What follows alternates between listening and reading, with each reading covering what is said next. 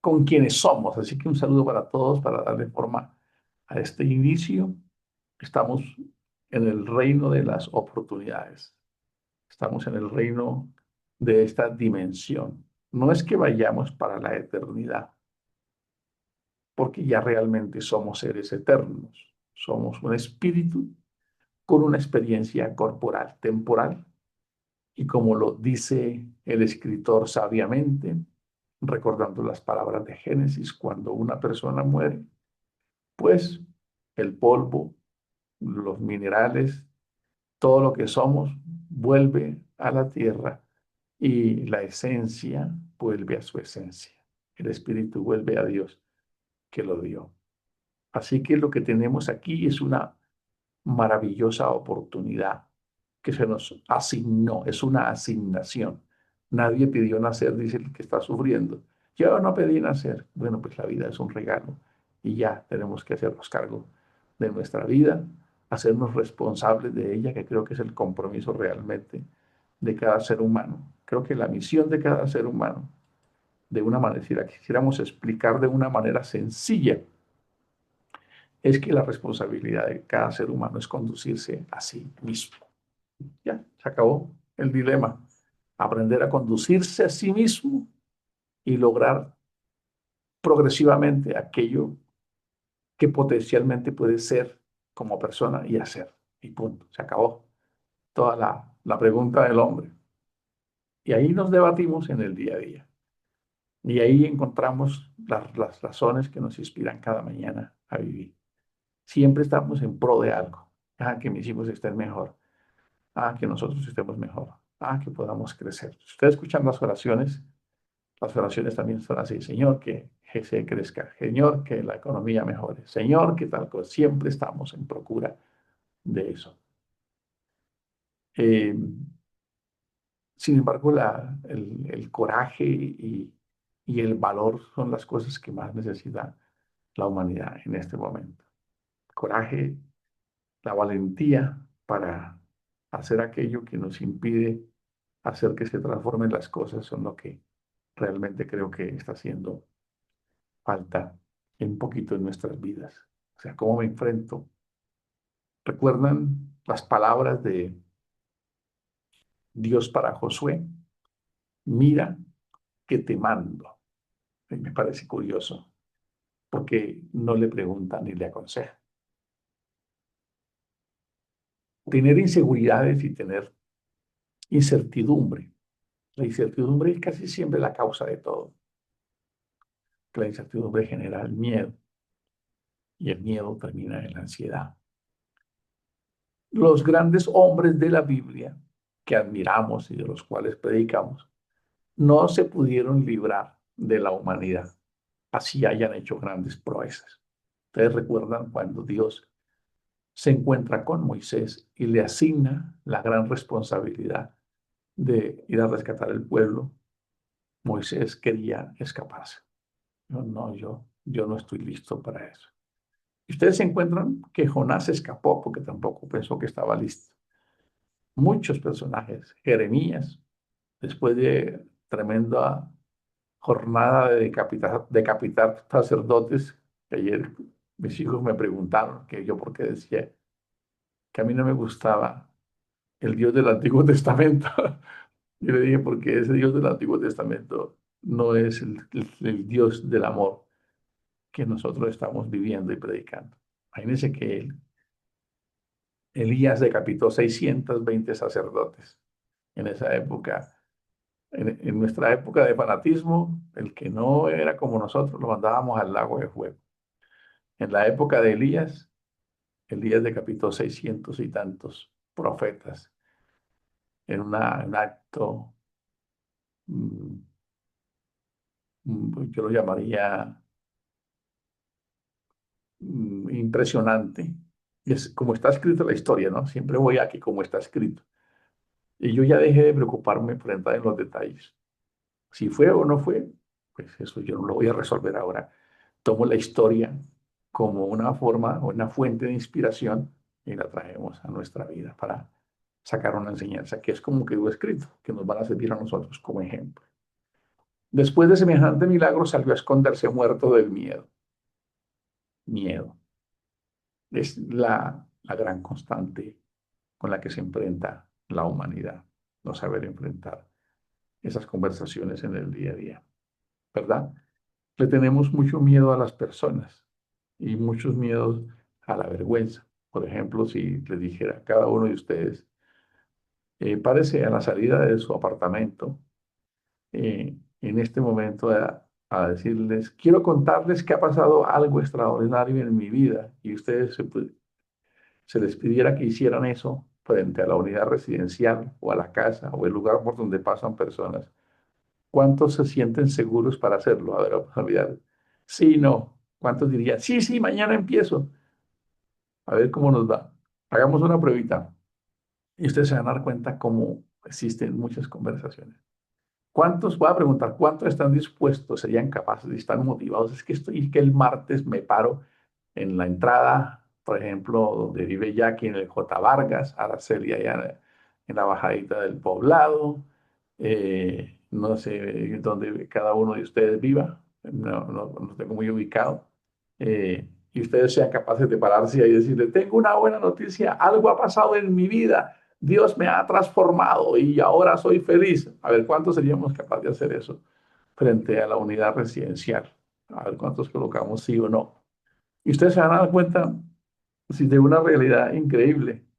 A ver, ¿cuántos se animan? Solo para mirar el termómetro.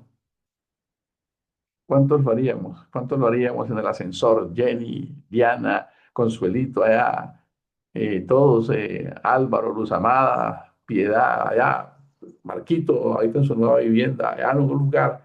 Señores, tengo una buena noticia. Algo ha pasado en mi vida increíble que quiero contarles. Y es que yo antes vivía en aburrimiento, en disgustos y en peleas, y he encontrado un mensaje maravilloso. Ah, o sea que Piedad ya lo está haciendo. Ya lo estás haciendo, Piedad. Pues a usted la pregunta un poquito más rigurosa. Ya lo estás haciendo. Vamos a preguntar. Es simplemente, uy, Ricardo, me gusta esa respuesta. Hoy no, en el mañana espero que sí. Pero no, lo importante aquí es entender lo que les estoy diciendo. A veces cuando uno aquí en Transmilenio se sube y uno ve a esas personas ahí, uno dice, híjole, pero esta gente es muy valiente, capaz de pararse ahí en Transmilenio a contarle a uno las cosas y nosotros nos daría susto. A veces las circunstancias nos llevan, dudamos mucho. Eso le, eso le pasó a Juan el Bautista. Bueno, voy a quedarme mejor, voy a dejarle la de Juan el Bautista para el siguiente devocional y voy a recordar un poco lo que necesitamos. Mm. Definitivamente los seres humanos le tenemos miedo a las personas. Punto, para de contar. Y el segundo factor, que es la prueba de fuego, se llama la vergüenza o la pena. Esos son los dos factores que inmovilizan a la mayoría de los que estamos aquí. El miedo a las personas y dos, basado en la vergüenza, que yo sienta que hago el ridículo. No nos gusta hacer el ridículo por nada.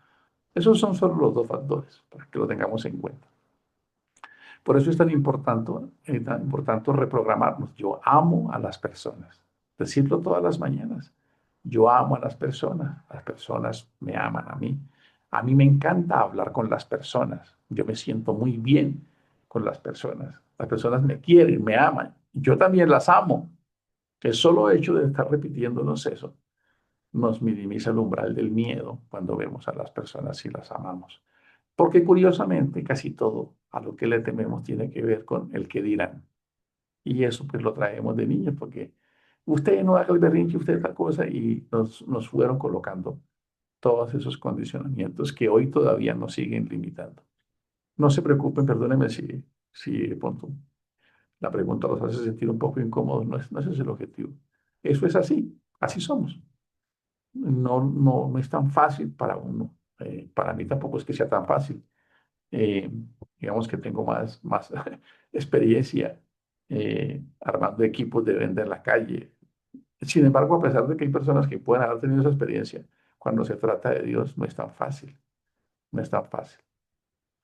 He predicado en las calles, hemos hecho campañas y nos hemos parado en un parque a hablar de Dios. Hoy no sé si esa técnica sea tan eficaz, pero lo hemos hecho. Pero en el momento en que le toca a uno el momento, siente uno temor, miedo. Siempre va a estar ahí.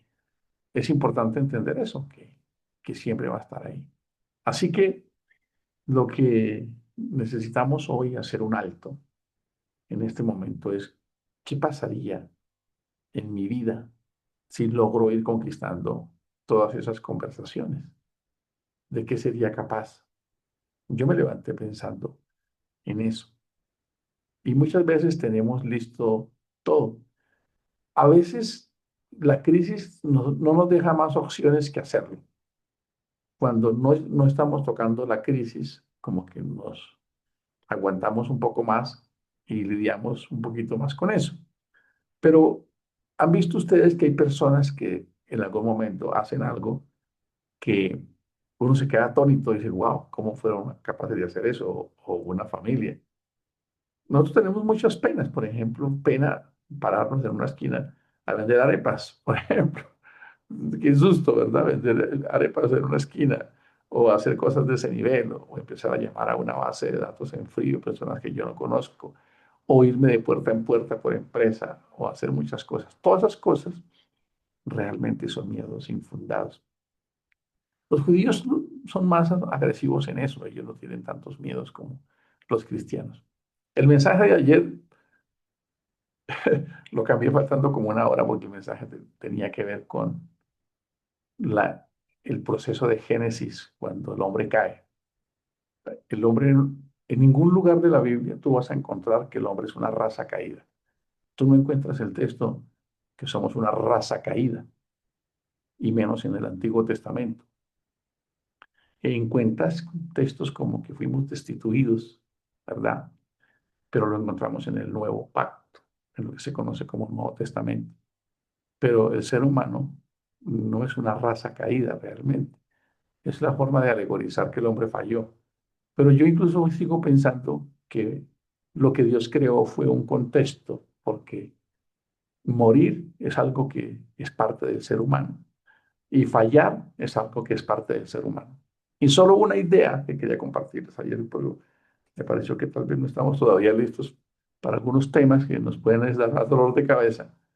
La única conclusión que les puedo dejar en su mente es si Adán y Eva, porque muchos hombres dicen, si Adán y Eva no hubiese pecado, a ver, escriban en el chat qué creen que hubiese pasado. Si Adán y Eva no hubiesen hecho lo que desafina al ser humano, porque la última pregunta es, ¿si había pecado o no antes de comer la fruta? Pues la respuesta es que ella pudo codiciar, pero la pregunta puntual es, ¿qué hubiese pasado si Adán y Eva no comen del fruto prohibido? Como lo tenemos en la mente, el fruto prohibido. ¿Qué hubiese pasado? A ver, un par de comentarios ahí en el chat. ¿Qué creen ustedes que hubiese pasado?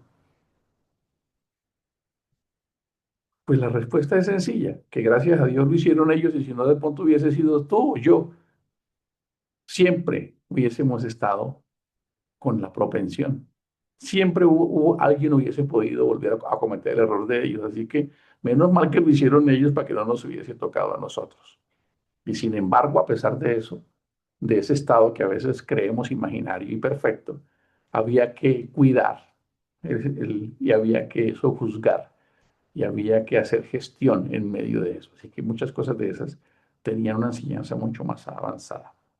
Por eso, lo primero que sintieron Adán y Eva cuando fueron expuestos a su decisión, que al final es lo que termina marcando el resultado final de quiénes somos, lo que hacemos, tiene, lo que decidimos y hacemos, pues tiene un resultado, es lo que hemos visto, lo que el hombre siembra, pues eso cosecha. Lo primero que ellos sintieron fue miedo,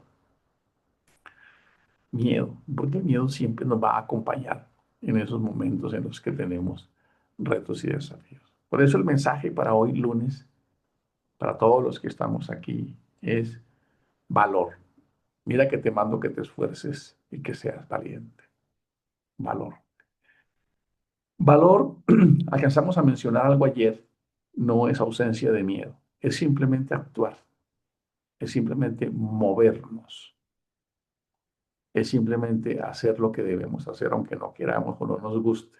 Eso significa valor. Todos los seres humanos, en los momentos de verdad, hay una frase de Richard Branson, el fundador de Virgin, que leí en uno de sus libros, y él dice que el liderazgo es que no te descubran que estás muerto de miedo en el momento de la verdad. Bueno, está escrito de verdad. ¿Cómo así? Sí, cuando estás haciendo una propuesta de emprendimiento, cuando estás predicando, cuando estás haciendo algo, cuando algo que es deliberante, lo estés haciendo, vas a tener miedo, lo que quiere decir eso. Lo vas a tener. Ustedes mismos lo han experimentado cuando van a hacer un devocional acá. ¿Cómo se sienten cuando sienten que van a hacer un devocional? ¿Qué sienten? Pues eso. Y muchas veces podemos perder un poco de la objetividad por estar queriendo proteger la forma, que lea bien, y algunos decimos quito la cámara porque me da pena. Entonces estamos queriendo siempre en nuestro interior es enfrentar ese reto y ese desafío. Esa es la vida, amigos y hermanos. Por eso en esta mañana yo me invito a este mensaje. Yo me invito y te invito a ti. Esfuérzate y sé valiente. Nosotros los dejamos para otro tema, porque el esfuerzo significa salir de la zona de confort. Eso significa esfuerzo.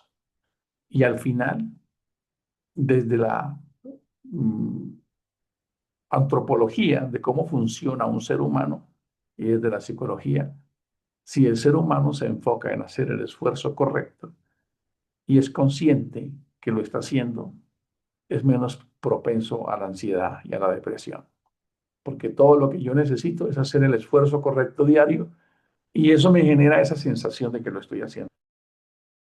Pero si me estoy enfocando en que siempre es el resultado y no lo logro, entonces el resultado me genera una decepción y me genera una ansiedad más grande y una expectativa no cumplida, como dice, la esperanza no cumplida desanima el corazón, dice el escritor de Proverbios. Así que hoy lunes 25, queridos amigos y hermanos, qué bueno que hoy nos podamos preguntar. Ayer vi una película también que me recomendó Willy. Hay una pregunta que me impactó que le hace una esposa a un hombre que se postuló 12 veces, escuché, 12 veces para ser un astronauta en la NASA. Había visto el corte, pero no lo había visto. Entonces, su esposa, una aliada, que es donde yo veo que las familias necesitamos. La vi con Pili, esa película. Ayer lo decíamos, si somos dos, en el caso de que tenemos pues una esposa o ella es un esposo, pues qué bueno por eso. Las que están solitas, que son bastantes, no solamente en esta comunidad, sino en el mundo, cada día es más así. Pues primero felicitarlas por ser unas guerreras que les toca echar para adelante. El ser humano siempre quiere un poquito de lo que alguien aborrece. Alguien dice, ay, tan chévere que es fulano. Y el que vive con él dice, qué man tan aburrido, porque no lo conoce. Casi siempre alguien quiere un poquito de lo que uno aborrece. Entonces, la esposa le hizo una pregunta, ¿qué tienen ellos que tú no tienes? Escuchen, me impactó esa pregunta. ¿Qué tienen ellos que no tienen? Le preguntaba a la esposa a él, pero él era un inmigrante mexicano que recolectaban uvas, zanahorias en Estados Unidos. Los padres fueron, y él soñaba con ser astronauta, algo imposible, créanme, cuando uno ve la película. Ayer me gasté ahí unos pañuelitos llorando viendo esa película porque necesitamos soñar. Si tú no estás soñando y no te estás impulsando a algo, miren cómo es la vida, no va a suceder nada. Por un soñador es que hoy los seres humanos somos muy, muy desagradecidos, porque a veces cuando quiere uno trabajar en una empresa, Me ha pasado a mí y soy consciente de personas que les ha pasado que cuando uno no tiene el trabajo, uno añora trabajar en una empresa, ¿verdad? Y llevo 6 meses sin trabajar. Y después llega la empresa y después uno se aburre de la empresa, ya no quiere estar en la empresa, pero por todos esos soñadores que un día fundaron una empresa, muchos tienen trabajo. Y yo siempre eso lo agradecí, porque venía del campo y en el campo no existía el salario, ni las prestaciones, ni la prima, ni las vacaciones. Yo venía del campo y en el campo eso no existe. Así que siempre que haya alguien que esté generando trabajo, tengo un amigo que tiene una empresa como de 90 empleados y él me dice eso, yo no puedo dejar esto porque cada vez que tengo que pagar esa nómina, estoy ayudando a que muchas familias puedan comer y puedan tener. No todo el mundo va a ser empresario, hermanos. No todo el mundo va a ser empresario. Hay algunos que les gusta ser empleados, algunos no se dan las condiciones. Pero soñar es algo que es importante en la vida del ser humano. Soñar tener una mejor familia, soñar estar mejor, soñar tener una buena salud, soñar tener una emocionalidad. Ayer o el sábado le preguntaba eso a Pili, porque a veces ni siquiera sabemos qué es lo que queremos. Cuando no sabemos qué es lo que queremos siquiera, no le dedicamos tiempo a eso, pues la vida se va de aquí para allá en vaivenes. Hay personas que van a terminar bien su vida siendo buenos empleados. Eso está muy bien. Que es como dicen los abuelitos, al que le gusta le sabe. Está el indómito emprendedor, que es un loco ahí que se lanza a esa vida y a esa faena que quita el sueño, quita la paz. Y algunos seguramente en su momento pues logran o logramos eso que hemos soñado. Pero todo esto que les estoy hablando demanda esa palabra, esfuerzo, esfuerzo, esfuerzo. A veces creemos que el esfuerzo solo es orar, Señor. Pues sí, yo personalmente le confieso a Dios que hay veces hay cosas que me están quedando difíciles. Digo, Señor, te necesito. Necesito que me des nuevas fuerzas. Necesito que tú y yo juntos somos imparables. Tú estás conmigo, Señor, no me dejes, ¿verdad? Necesitamos de esa fortaleza de Dios. Pero no nos podemos quedar solamente orando. Recuerdan la palabra que hemos aprendido en Generación Cristo. Los milagros son el resultado de un romance entre el esfuerzo y la fe. El mensaje hoy es claro y quiero animarte.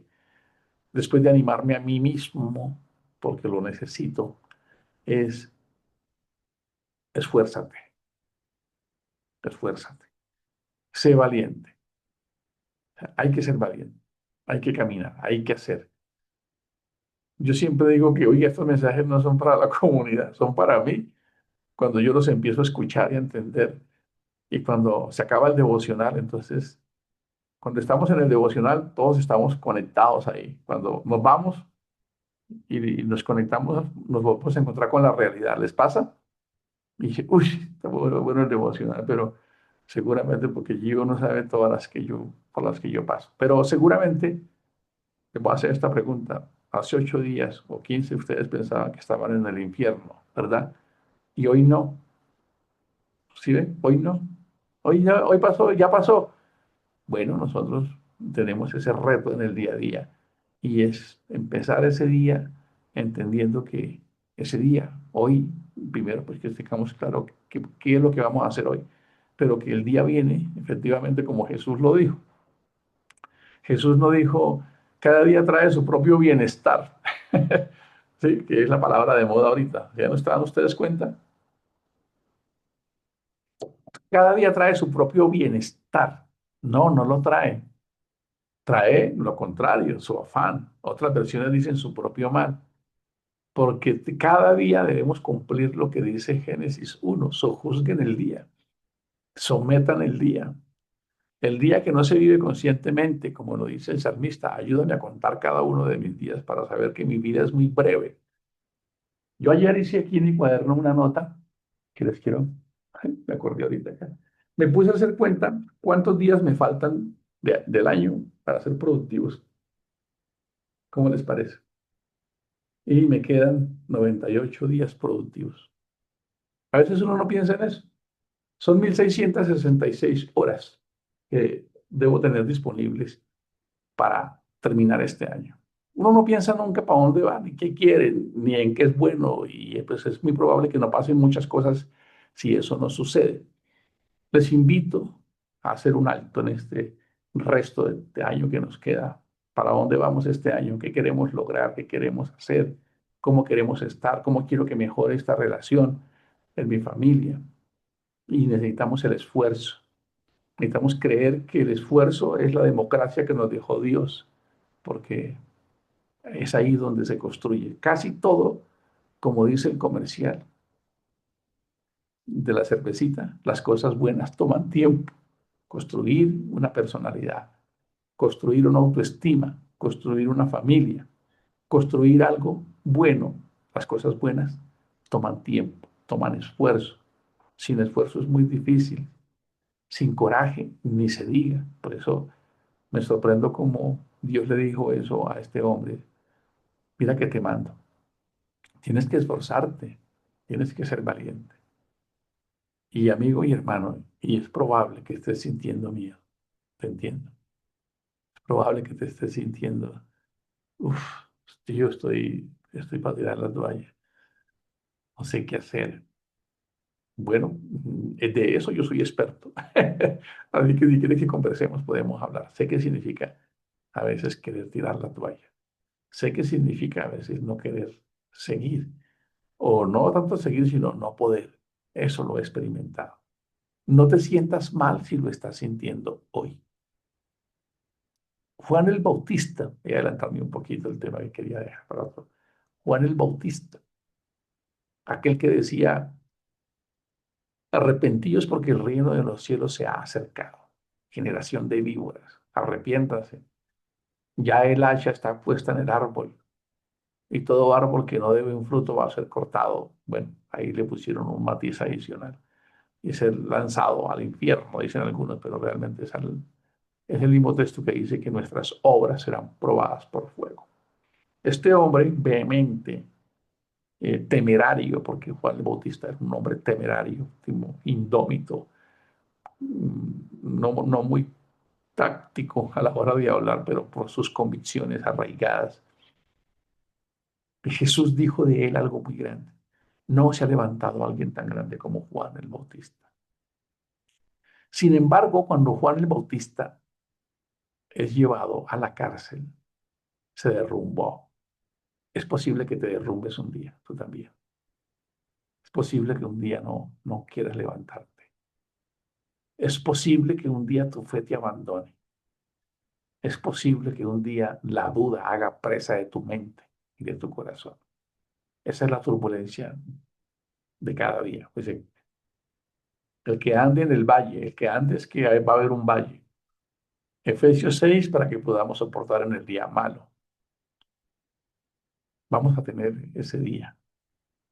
Lo vamos a tener. Eso le pasó a Juan el Bautista después de que Jesús dijo, bueno, después no. Justamente, sí, después, perdón, no previo. Porque Juan el Bautista, cuando estaba en la cárcel, se puso a pensar, dejó la mente suelta. Imaginen ustedes en la cárcel allá pensando bobadas. No, esto de ser cristiano como que eso no tiene sentido. Uno sirviéndole a Dios y no cambian las cosas.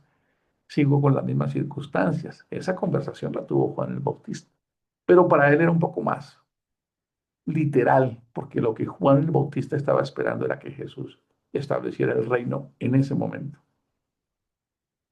No está como nosotros esperando otros 2000 años a ver si sucede la parousia, que nos vamos, a ver si Israel se vuelve buena gente y lo atacan para que encajen en las fechas que nos han enseñado. No, ellos no estaban pensando en eso. A Juan no le interesaba ese mensaje. No, él no sabía ese mensaje que tú y yo sabemos. Si nos escuchara hablar, diría, ¿ustedes de qué hablan, herejes? Juan el Bautista quería, sí, Juan el Bautista cuando vio a Jesús, para él fue lo máximo. Él dijo, he ahí el Cordero de Dios que quita el pecado del mundo. Dice, después de mí viene uno al que yo no soy digno de desatarle la correa de su calzado. Otra versión dice, no soy digno de ser su esclavo.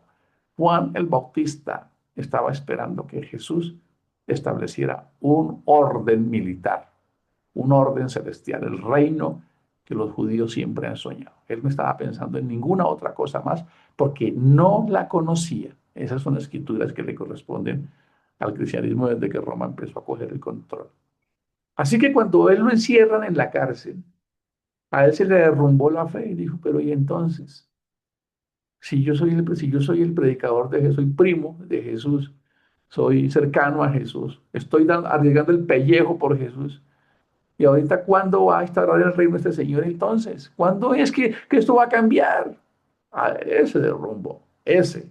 Sí, ese que Jesús dijo que no había nacido alguien tan grande como él, le mandó a preguntar a Jesús. Como ustedes a veces hacen preguntas acá y yo también me las hago. ¿Esto sí será verdad? Eso le mandó a preguntar Juan el Bautista a Jesús. No sé cómo lo haría porque tuvo que haber llamado a los demás confianza, decirle, venga, vayan y pregúntenle a Jesús. Es que no se den cuenta todos porque qué vergüenza. Yo hace poquito predicando que era el mero mero. Y eres tú el que había de venir o esperamos a otro. Imagínate. Si ese hombre dudó, no te preocupes si estás dudando. Si ese hombre tuvo miedo, no te preocupes si tienes miedo. Ocúpate. Lo puedes tener. Es normal que tengas miedo. Es normal que no sepas qué hacer un día. Es normal que no te quieras levantar. Es normal que pasen muchas cosas en tu mente.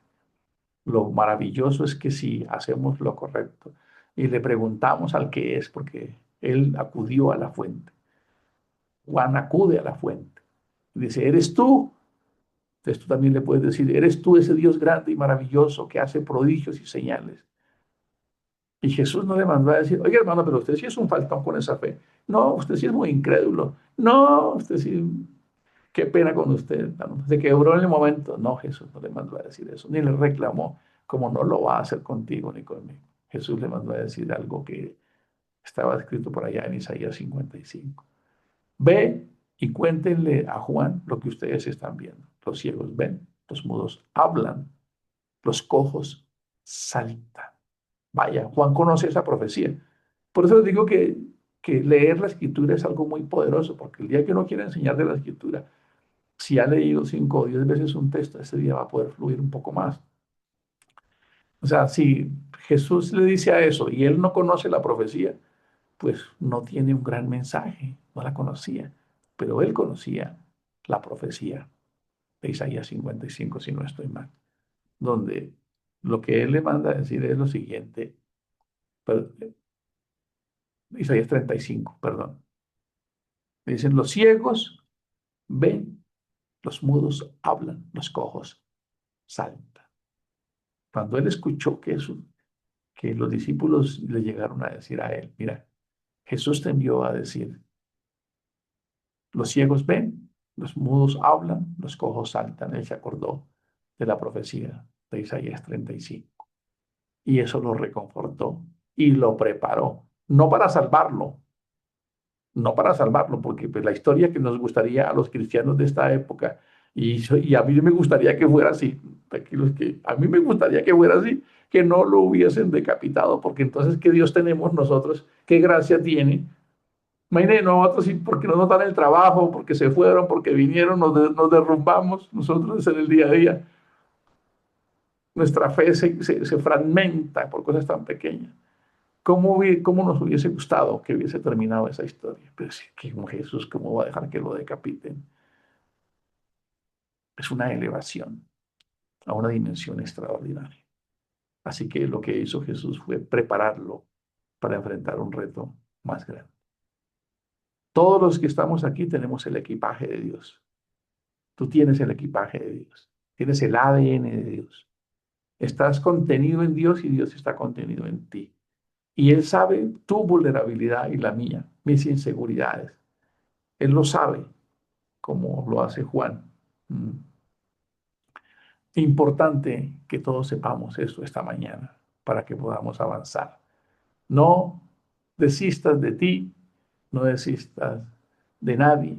A veces desistimos de las personas. Esta ya no sirve, esta ya no sirve, o es tal cosa, o ya no vuelvo. No desistamos, porque Jesús dijo, si tú amas al que contigo es chéverongo, pues eso lo hacen todos. Eso no es nadie. Ama a ese que es difícil, tolera a ese que es difícil, porque entonces ahí se verá reflejado realmente tu ADN también. Señor, te damos gracias hoy, lunes. Mira cada uno de mis amigos y hermanos que están en esta sala. Cada uno tiene una historia interior, cada uno tiene algo de qué alegrarse. También debe tener un teatro y seguramente ese teatro coge más fuerza, una historia que pasa, pero no permitas que esta aventura que podemos vivir cogidos de tu mano nos amilane y nos haga desmayar. Llénanos a cada uno de nosotros de ese coraje que tú tenías de poner el rostro como un pedernal, como un diamante, como una roca. Hoy voy a hacer lo que tengo que hacer, Señor. Ayúdame. Yo personalmente te necesito como nunca. Necesito nuevas fuerzas, Señor. Necesito claridad.